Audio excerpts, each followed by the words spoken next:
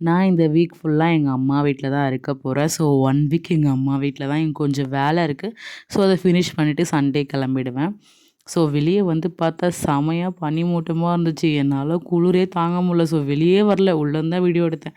இன்னைக்கு ஒரு ஃபங்ஷனுக்கு போலாமேன்னு சொல்லிட்டு எங்க அப்பாவோட புல்லட்ட ரெடி பண்ணிட்டு நானும் அவரும் கிளம்பிட்டு தான் போயிட்டுருந்தோம். அவரு இன்னைக்கே அந்த ஃபங்ஷன் முடிச்சுட்டு சென்னை கிளம்பிருவாரு. ஸோ அதனால் நாங்கள் 6:30க்கே கிளம்பி போயிட்டுருந்தோம். போயிட்டுருக்கும்போது தான் அந்த வீடியோ கிளிப் எடுத்தேன். ஆக்சுவலாக எங்களுக்கு செம்ம ஹாப்பியாக இருந்துச்சு. அந்த பனிமூட்டம் குளிரோட ஹாப்பியான ரைட் மாதிரி போயிட்டுருந்தோம். இப்போ நாங்கள் எங்கே போகிறோம்னா எங்கள் ஃப்ரெண்டோட வீடு குடி போகிறாங்க. அங்கே தான் போகிறோம். ஸோ பூ இல்லைன்னு சொல்லிட்டு பூ வாங்கிட்டு அழகாக அந்த இடத்துக்கு போயிட்டோம். இவ எனக்கு ரொம்பவே close friend. School to college friend. என்னோட மேரேஜ் எல்லாத்துலேயுமே இவ என் கூட இருந்தா. ஸோ இதான் நான் வாங்கி வச்சிருந்த பூ. அதை எடுத்து ஒரு வீடியோ மாதிரி போட்டிருந்தேன். இதான் அவங்க வீடு. என்னை பார்த்தோன்னே அவள் ஹாப்பியாக வந்து கட்டி பிடிச்சிட்டா. எந்த அளவுக்குன்னா அவங்க வீட்டில் என்னையும் என் வீட்டில் அவளையும் தத்தெடுத்துக்கிட்டாங்க. அந்த அளவுக்கு நாங்கள் க்ளோஸ் ஃப்ரெண்ட்ஸ். அதுக்கப்புறம் ஒரு பைக் ரைட் மாதிரி போயிருந்தோம். ரொம்ப நாள் ஆச்சு. ஸோ அதான் ஹாப்பியாக நாங்கள் அன்றைக்கி ஃபுல்லாக பேசிக்கிட்டு இருந்தோம்.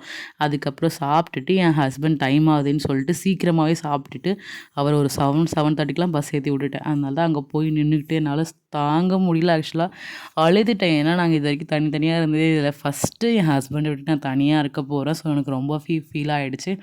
அவரும் ஒரு மாதிரி சோகத்திலே கிளம்பி போயிட்டார்.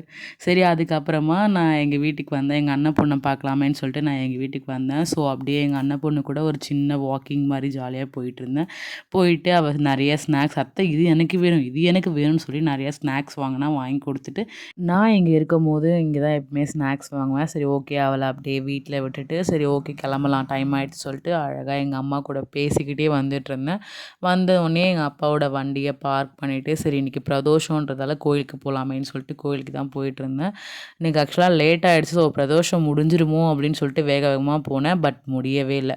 அந்த விளக்கோட ஒளி பார்த்தாவே மைண்ட்ஃபுல்லாகவே செம்ம பீஸ்ஃபுல்லாக இருந்துச்சு. ஸோ அப்படியே அழகாக ஜாலியாக போய் அங்கே உட்காந்துட்டு நிறைய விஷயங்களை யோசிச்சுட்டு இருந்தேன். எனக்கு இந்த டே சூப்பராகவே போச்சு. நெக்ஸ்ட் வீடியோவில் சந்திக்கலாம் காய்ஸ்.